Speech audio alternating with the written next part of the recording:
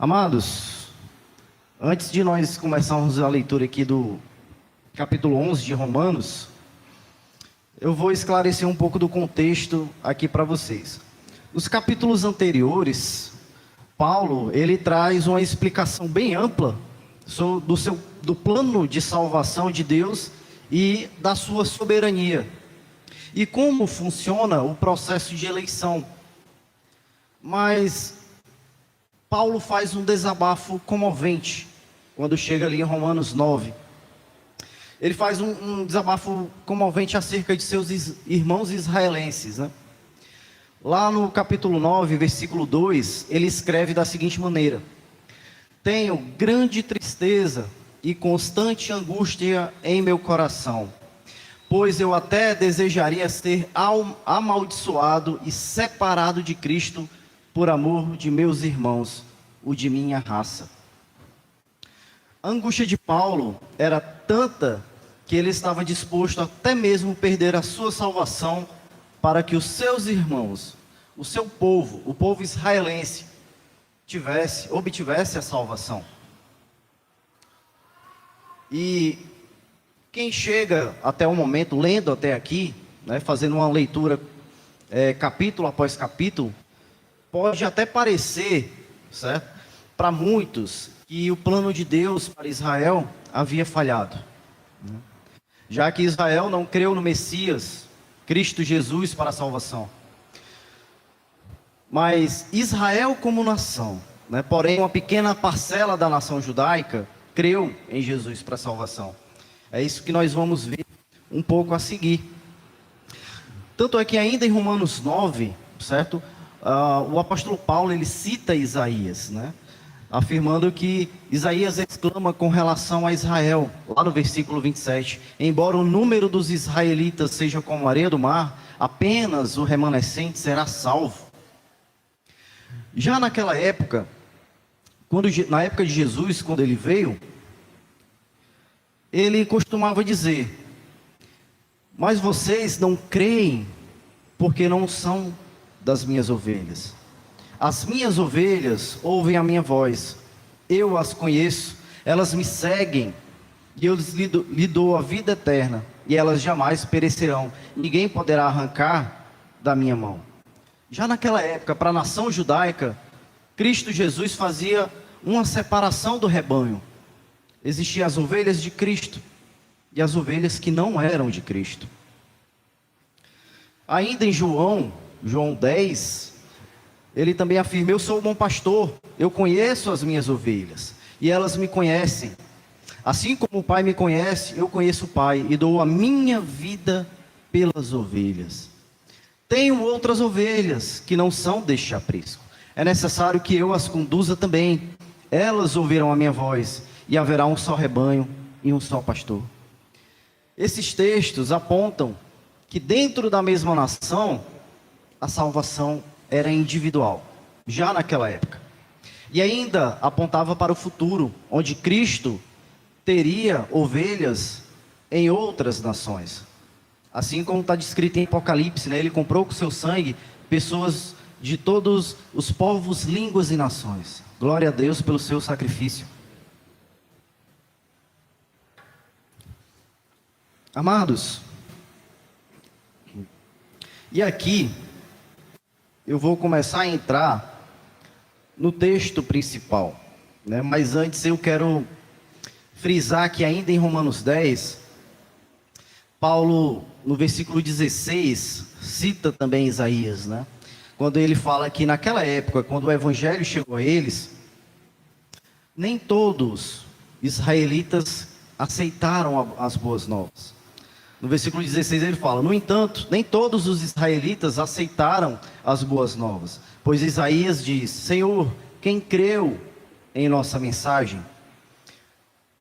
Porque quem veio de fora acha que todos da nação de Israel efetivamente serão salvos. Tem muita gente que crê em uma eleição corporativa, ou seja, que todas as pessoas da nação de Israel serão salvas, né? E não é bem assim. Vamos entrar agora no texto principal. Vamos lá para Romanos 11. Romanos 11, ele vai começar com uma pergunta. Pergunta muito importante essa. Pergunto, pois, acaso Deus rejeitou o seu povo? É uma pergunta forte, né? E ele trata de Israel aqui, certo? Assim como ele tratou no capítulo 10 e também no capítulo 9. Então ele começa perguntando: acaso Deus rejeitou o seu povo? E ele mesmo responde no mesmo versículo 1. Ele diz: de maneira nenhuma, eu mesmo sou israelita, descendente de Abraão, da tribo de Benjamim. Paulo usa a sua linhagem como exemplo, e também a sua conversão como uma prova de sua eleição, como prova que Deus não rejeitou os israelitas, né? Como poderia Deus rejeitar o seu povo se Paulo estava entre os eleitos? Se Paulo estava entre os salvos?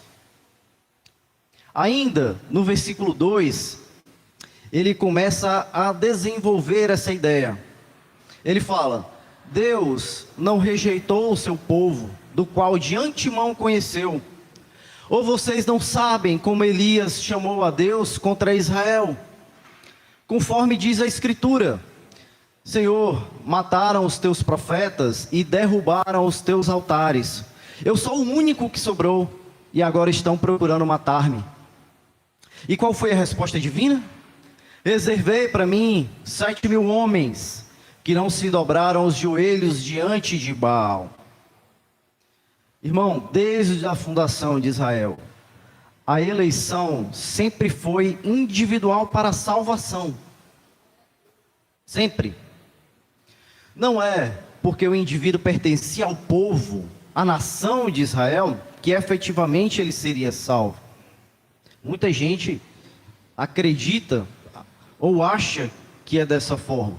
Assim também acontece com nós, no dia de hoje, com a igreja. Não é porque nós estamos todos aqui, dentro desse lugar, que efetivamente todos que passam por aqui serão salvos. E o texto ele vai desenvolver isso, muito bem. No versículo 5, ele fala assim: assim, hoje também há um remanescente escolhido pela graça. Hoje quando? Na época do apóstolo Paulo. O apóstolo Paulo foi salvo pela graça, assim como os demais apóstolos que também eram judeus. Esta salvação pela crença em Jesus. Então, em Israel, na época do apóstolo, já tinha o remanescente salvo pela graça. E antes disso, certo? Irmãos, e aqui no versículo 6, ele faz uma colocação: e se é pela graça, não é mais pelas obras, porque se fosse, a graça já não seria graça. Aqui o apóstolo Paulo ele começa a desenvolver esse assunto, né, da eleição individual para a salvação. E aqui ele coloca um pilar, ele lembra a todos nós qual é o pilar dessa salvação. É graça, a escolha soberana de Deus, sem nenhum conselho, sem que nós tivéssemos feito uma única obra. Porque quem merece a salvação? Ninguém merece salvação. Todos nós somos pecadores. E engraçado que eu vejo um movimento hoje, sobretudo acerca das igrejas, digamos assim, neopentecostais, né? Vejo um movimento que traz alguns preceitos judaizantes, né? No tocante à observação de alguns ritos especiais, né? Na observação de alguns pontos remanescentes da lei, né? Da lei judaica. Por exemplo, dias especiais, né?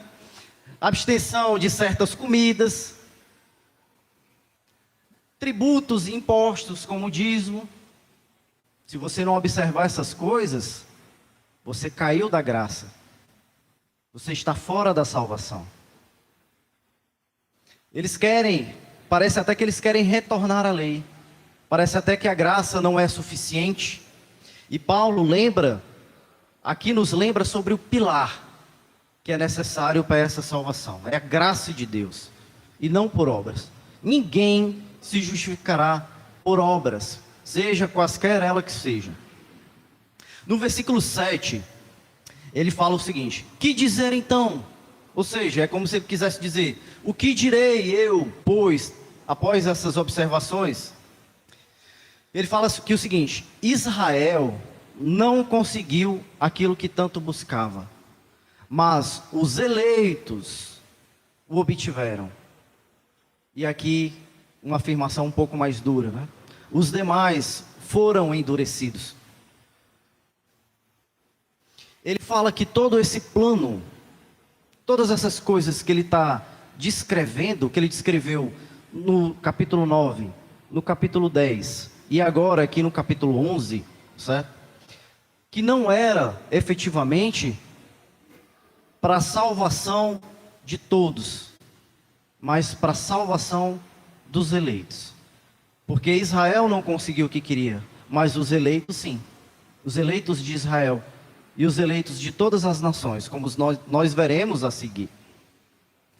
E aqui, irmãos, nós vemos no final desse versículo 7 a soberania de Deus, porque o texto fala que os demais foram endurecidos. Ele faz aqui um pequeno resumo da eleição do plano de Deus a partir desse ponto, né? O plano de Deus, irmãos, nunca foi frustrado. Às vezes o pessoal trata da queda de Israel como se Deus não soubesse que isso fosse acontecer. Que efetivamente tenha sido Israel que escolheu todas essas coisas. Mas nós veremos aqui, a seguir, que não foi dessa forma. Porque o plano de Deus nunca foi frustrado. Ele predisse tudo isso, que tudo isso iria acontecer. Aqui no versículo 8, Paulo escreve o seguinte: como está escrito, e ele cita Isaías 29:10. Ele fala: Deus lhes deu um espírito de atordoamento, olhos para não ver e ouvidos para não ouvir, até o dia de hoje. Aqui é uma afirmação que para muitos é dura, eu sei, é dura para mim também, mas foi Deus quem fez todas essas coisas. Deus é soberano. Se você não entender que Deus é soberano, você não aceita isso. Você tem que rasgar talvez mais da metade da Bíblia. Você tem que entender isso, que Deus é soberano, que é Deus que faz todas as coisas. E aqui, irmãos, né? Aqui ele fala basicamente que Deus cegou o entendimento dos israelitas, para que eles não pudessem ver a salvação, para que eles não pudessem ouvir as palavras de salvação. E ele fala o seguinte: até o dia de hoje, ou seja, até nos dias do apóstolo Paulo, isso estava acontecendo, né?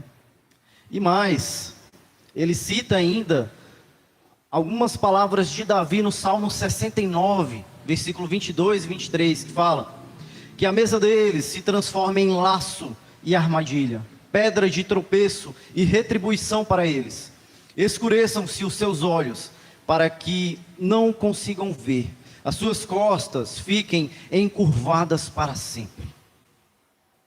Aqui Paulo fala a respeito daqueles que se perderam, daqueles que foram endurecidos.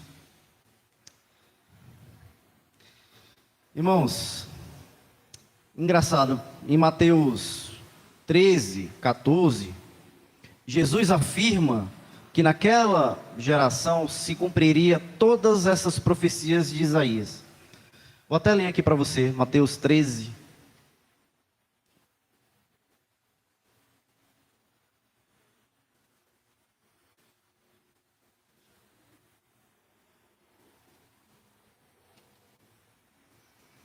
Mateus 13, a partir do versículo 10. E cercando-se dele os discípulos, disseram-lhe: por que lhes falas por parábolas? No versículo 11, Jesus responde e disse: porque a vós é dado conhecer os mistérios do reino dos céus, mas a eles não lhes é dado, porque aquele que tem se dará e terá em abundância, mas aquele que não tem, até aquilo que tem lhe será tirado. Por isso lhes falo por parábolas, porque eles vendo não veem, e ouvindo não ouvem, nem compreendem. E neles se cumpre a profecia de Isaías, que diz: ouvindo ouvireis, mas não compreendereis, e vendo vereis, mas não percebereis. Então, esta cegueira espiritual, irmãos, o tropeço de Israel atende a um plano divino e soberano. Amados, humildemente eu acredito que essa cegueira espiritual está acontecendo para Israel até nos dias de hoje, tendo em vista que os nossos irmãos, eles não creem, a maioria pelo menos dos nossos irmãos judeus, ainda não reconhecem Jesus como Messias. Os cristãos ortodoxos. Até hoje, essa palavra está se cumprindo, até hoje. Os seus olhos estão cegos, obscurecidos. Até hoje os seus ouvidos estão tampados, para que não compreendam. Nós veremos aqui no desenrolar algumas verdades acerca disso. E aqui no versículo 11, o apóstolo faz uma outra pergunta, muito importante. Novamente pergunto: acaso tropeçaram para que ficassem caídos? Aqui ele se refere à nação inteira de Israel. Acaso tropeçaram para que ficassem caídos? E ele mesmo responde: de maneira nenhuma. Ao contrário, por causa da transgressão deles, veio salvação para os gentios, para provocar ciúmes em Israel. Mas, se a transgressão deles significa riqueza para o mundo, e o seu fracasso riqueza para os gentios, quanto mais significará a sua plenitude? Estou falando a vocês, gentios, visto que sou apóstolo para os gentios, e exalto o meu ministério, na esperança de que, de alguma forma, possa provocar ciúmes em meu próprio povo, e salvar alguns deles. Pois se a rejeição deles é a reconciliação do mundo, o que será a sua aceitação, se não vida dentre os mortos? Irmãos, o tropeço de Israel enquanto nação seria permanente? É isso que ele está falando aqui. E ele mesmo responde: não. Se a incredulidade deles trouxe riqueza para os gentios, imagina a futura recepção dos judeus da parte de Deus. Será bênção para o mundo inteiro. É isso que todo cristão deve ansiar. Essa reconciliação dos nossos irmãos judeus com Jesus. Porque isso acarretará em bênção para o mundo inteiro. Amados, e aqui uma curiosidade. Quando aqui a gente entende, certo? O porquê no livro de Atos, quando Paulo chegava em cada cidade, sempre ele ia primeiro numa sinagoga. Sempre ele ia numa sinagoga e pregava o evangelho aos seus irmãos judeus. E depois ele ia para os gentios para provocar ciúmes nos judeus. Está todo mundo entendendo até aqui, né? Já já vocês vão compreender tudo. E aqui no versículo 16 ele começa a falar: se é santa a parte da massa que é oferecida como primeiros frutos, toda a massa também o é. Se a raiz é santa, os ramos também serão. E aqui Paulo faz uma introdução, certo? Para que ele possa fazer uma breve ilustração a seguir. E ele usa uns dos símbolos de Israel, pelo qual Israel era conhecido. E aqui ele começa a falar no versículo 17: se alguns ramos foram cortados, e você, sendo oliveira brava, foi enxertada entre os outros, e agora participa da seiva, que vem da raiz da oliveira cultivada, não se glorie contra esses ramos. Se o fizer, saiba que não é você quem sustenta a raiz, mas a raiz que sustenta você. Amados, aqui ele utiliza a oliveira, que é o símbolo de Israel, a oliveira cultivada. A raiz da árvore representa os patriarcas. Os gentios são um enxerto de oliveira silvestre, ou seja, a oliveira brava. E os ramos cortados são os judeus incrédulos. E aqui ele está falando o seguinte, eu vou continuar aqui a leitura. Então você dirá: os ramos foram cortados para que eu fosse enxertado. Nossa, até aqui nós podemos nos orgulhar desse plano divino, né? Que os ramos foram cortados, alguns ramos foram cortados para que nós pudéssemos ser enxertados. No versículo 20 ele fala: está certo, eles, porém, foram cortados devido à incredulidade, e você permanece pela fé. Não se orgulhe, mas tema. Temer por quê, irmão? Você só está em pé, nós só estamos em pé por causa da fé. Mas você é capaz de produzir fé? Quem é que dá fé para você crer para a salvação? É Deus. É Deus que dá a fé. E os ramos que foram cortados não possuíam fé, mas é Deus que dá a fé. Está entendendo aí, irmão, o plano de Deus? Vamos continuar. Portanto, aqui no versículo 22, portanto, considere a bondade e a severidade de Deus. Severidade para aqueles que caíram, mas bondade para com você, desde que permaneça na bondade dele. De outra forma, você também será cortado. E quanto a eles, se não continuarem na incredulidade, serão enxertados, pois Deus é capaz de enxertá-los outra vez. Afinal de contas, se você foi cortado de uma oliveira brava por natureza, e de maneira antinatural foi enxertado numa oliveira cultivada, quanto mais serão enxertados os ramos naturais em sua própria oliveira. Amados,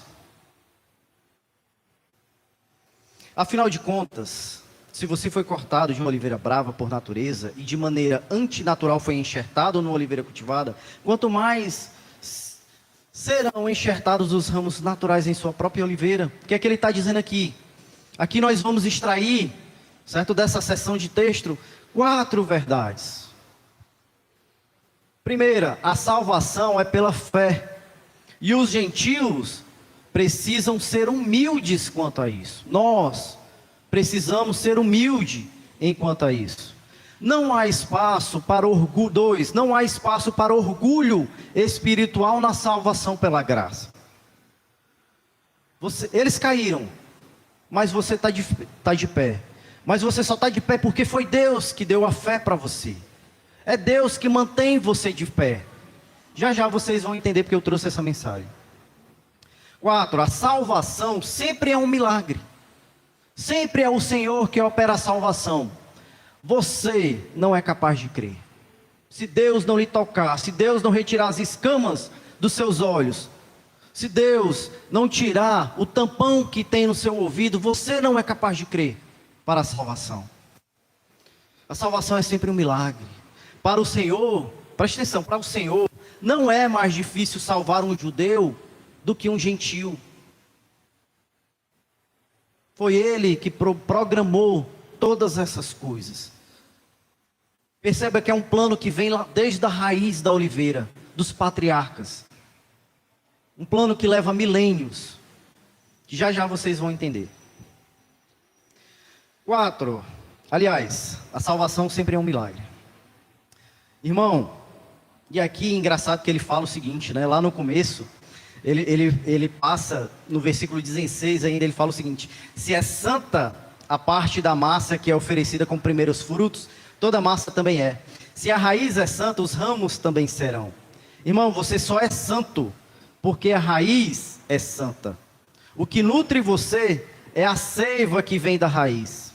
O que nutre eu e você é a seiva que vem das raízes lá atrás, dos patriarcas, pela fé de Abraão. Não se orgulhe, você só está em pé pela fé. Isso não vem de você. Agora eu faço uma pergunta, né? Para aqueles que acham que Deus rejeitou a nação de Israel e substituiu pelos gentios.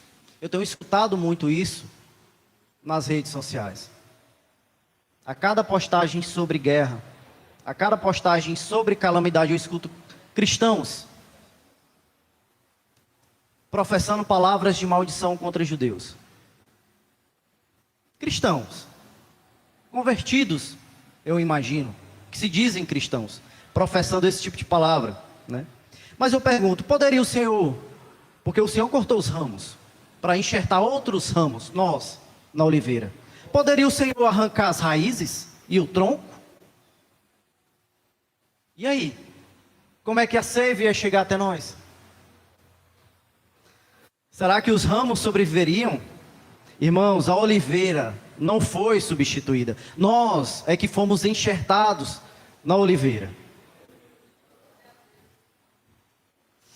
E aqui, irmãos, no versículo 25, ele começa uma outra sessão, falando um mistério para a gente, um grande mistério.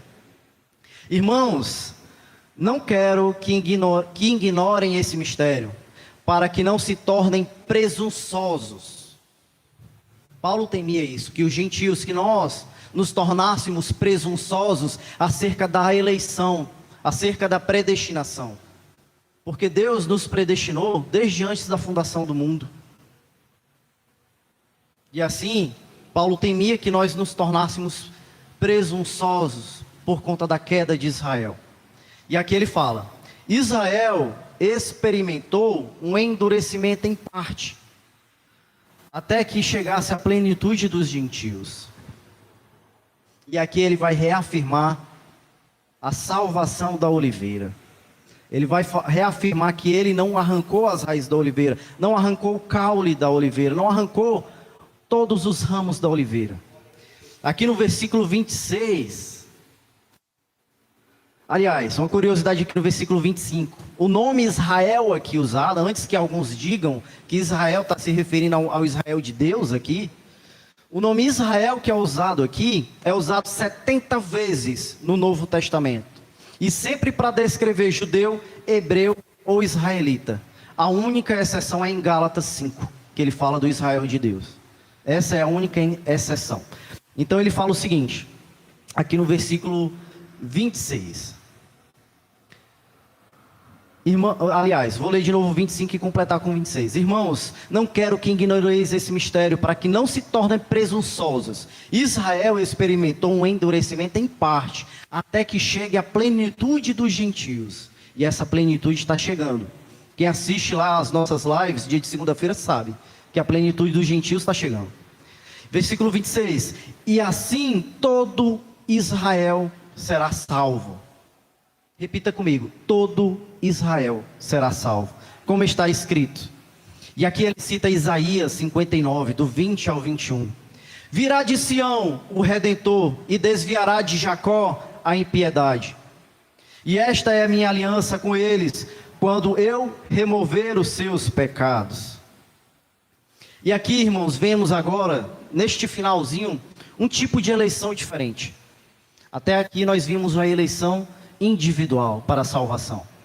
Mas agora nós veremos uma eleição chamada eleição corporativa, que é a eleição de toda uma nação.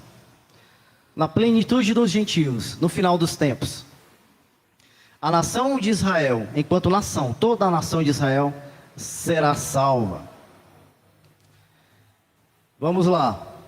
Aqui no versículo 28, ele fala, quanto ao evangelho, eles são inimigos, agora eles são inimigos, por causa de vocês.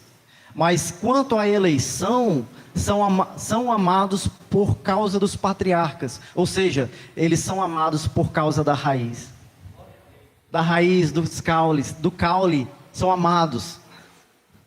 Assim como vocês, que antes eram desobedientes, quem? Nós éramos desobedientes. Assim como vocês, que antes eram desobedientes a Deus, mas agora receberam misericórdia graças à desobediência deles, assim também agora eles se tornarão desobedientes a fim de que também recebam agora misericórdia, graças à misericórdia de Deus para com vocês.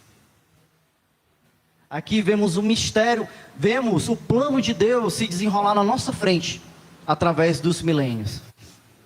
O tropeço de Israel trouxe salvação para nós. E na nossa plenitude, a volta do nosso Criador, trará salvação para todo Israel.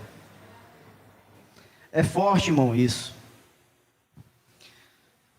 Assim como nós éramos desobedientes e recebemos misericórdia, assim os nossos irmãos judeus também receberão misericórdia. E é isso que nós devemos esperar. Muitos afirmam, eu vejo muitos comentários de muitos cristãos desejando o mal para aquela nação, porque aquela nação crucificou o Messias. Não reconheceram o Messias. Mas não é assim que nós devemos enxergar Israel. Israel fez isso porque foi plano divino. Vemos isso no texto acima. Foi o Senhor que fez isso. Cegou os seus olhos, tapou os seus ouvidos, para que não pudessem ver nem escutar a salvação. Eu sei que é duro, mas eu não posso negar as sagradas escrituras. E aqui é revelada a soberania de Deus. Por isso que eu amo, mas também eu temo. Porque olha o plano que ele executou através dos milênios. E graças a Deus ele teve piedade de nós, dos nossos irmãos judeus, dos remanescentes da nação judaica, dos remanescentes da nação brasileira, da nação dos argentinos, dos americanos, dos europeus, dos remanescentes de todas as nações. Ainda bem, meus irmãos, nosso sentimento tem que ser de gratidão. Gratidão a Deus. E aqui, irmãos, Paulo ele vai falar no versículo 32, certo? Aliás, no versículo 28, né? Que ele tinha falado acerca da eleição de Israel, que eles são amados por causa dos patriarcas, né? E aqui no versículo 29 ele ainda fala o seguinte: pois os dons e o chamado de Deus são irrevogáveis. Amados, a salvação, a primeira coisa que podemos extrair aqui é que a salvação de Israel será certa. Quando o Messias retornar, hoje o remanescente é salvo, mas quando o Messias retornar, a nação será salva. Até porque é necessário que se cumpra todas as promessas que Deus fez a Israel nos profetas maiores e menores do Antigo Testamento. Os reformados espiritualizam essas promessas. Assim como, se você pegar uma pregação reformada de apenas 100 anos atrás, o que é que eles falavam acerca do retorno de Israel para sua casa? Hein? Não. Você está interpretando errado. Essas coisas são espirituais. É para Nova Jerusalém que eles retornarão. Quebraram a cara. Está aí, Israel hoje, na sua casa. Israel é um tapa na cara do ateu. Porque Israel é a prova, através dos milênios, que existe um Deus criador. E ele movimenta a história, as nações e o tempo como ele bem entende. Esse é o nosso Deus. E aqui ele fala o seguinte: pois os dons e o chamado de Deus são irrevogáveis. Qual é a vocação de Israel? Por que foi que Deus escolheu Israel? Hein? Vamos lá, Deuteronômio 7, 8, eu estou concluindo. Não vos teve o Senhor afeição, nem vos escolheu porque fosseis mais numerosos do que qualquer povo, pois éreis o menor de todos os povos, mas porque o Senhor vos ama, e para guardar o juramento que fizera aos vossos pais. O Senhor vos tirou com a mão poderosa e vos resgatou da casa da servidão, do poder de Faraó, rei do Egito. Deuteronômio 7, 7 ao 8. Peraí, será que eu li certo? Por que foi que Deus escolheu a nação de Israel? Porque Ele amou a nação de Israel, cumprindo assim a sua promessa feita aos patriarcas, por pura graça. Qual era a obrigação que Deus tinha com Israel? Quais foram as obras que Israel fez para com Deus, para que Deus escolhesse Israel? Nenhuma. Isso foi por pura graça. Em outras palavras, eu sei que isso pode soar um pouco estranho para nós, mas é como se o Senhor dissesse: eu não te amo porque você é maior ou melhor do que os outros. Eu te amo porque eu te amo. É um amor tão soberano que as nossas mentes finitas e humanas nunca poderão entender completamente.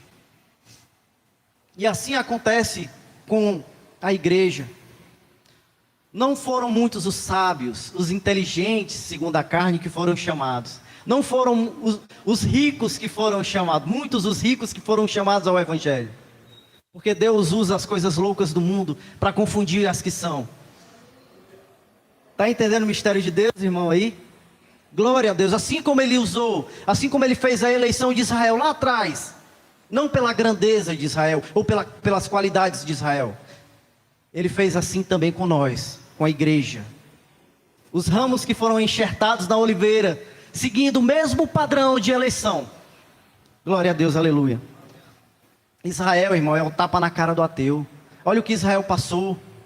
Quantos impérios dominaram Israel e tentaram aniquilar Israel?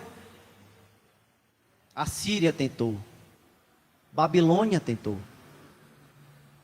Roma tentou, os nazistas tentaram, e agora o Hamas. O Hamas. Israel passará por todas essas coisas. Israel funciona como um estandarte de Deus a todas as nações, demonstrando a soberania de Deus e demonstrando que Deus está no controle de todas as coisas. E os dons de Israel? Quais são os dons de Israel? Ou os presentes de Israel?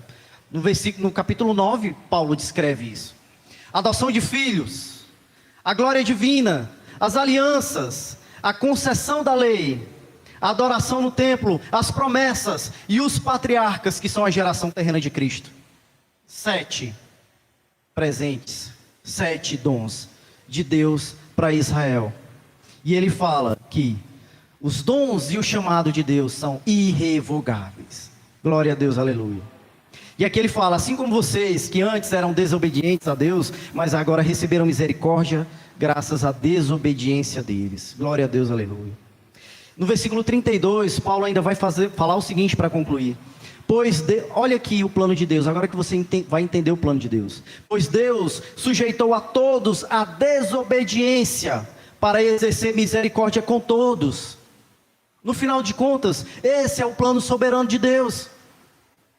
Ele colocou eu, você, os judeus todos debaixo de desobediência, para poder exercer misericórdia com todos nós. E Paulo fica, depois de compreender esse plano, que eu compreendi agora, que vocês compreenderam agora, olha o que é que Paulo escreve no versículo 33. Ó, profundidade da riqueza e da sabedoria, e do conhecimento de Deus, quão insondáveis são os teus juízos, e inescrutáveis os seus caminhos.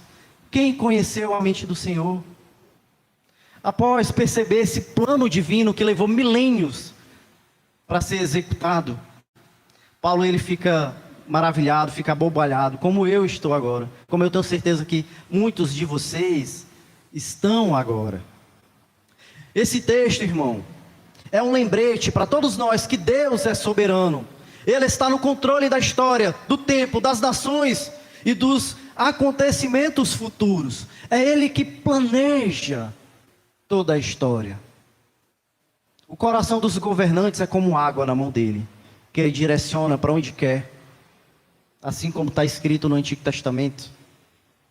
Se você crê em Jesus para a salvação, de todo o seu coração, alegre-se, meu irmão, porque foi Deus que abriu seus olhos para que você veja, foi Deus que destampou os seus ouvidos para que você ouça, e assim cresce na salvação, e assim pudesse herdar todas as promessas de Deus, pudesse herdar a vida eterna, pudesse ter sido enxertado na oliveira brava, pudesse dar os seus frutos. E está chegando a hora que ele colherá os seus frutos. Está chegando a hora da plenitude dos gentios.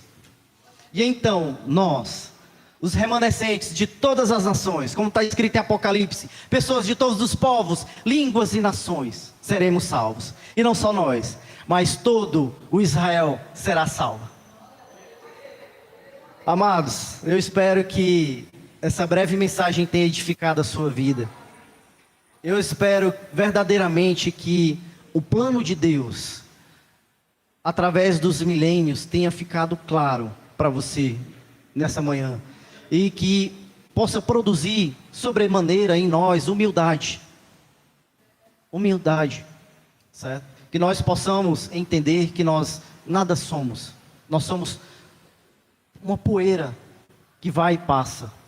Que foi Deus que teve misericórdia de nós. E nós temos que ter misericórdia para com todos, principalmente para com nossos irmãos judeus. E entender que Deus não rejeitou Israel, certo?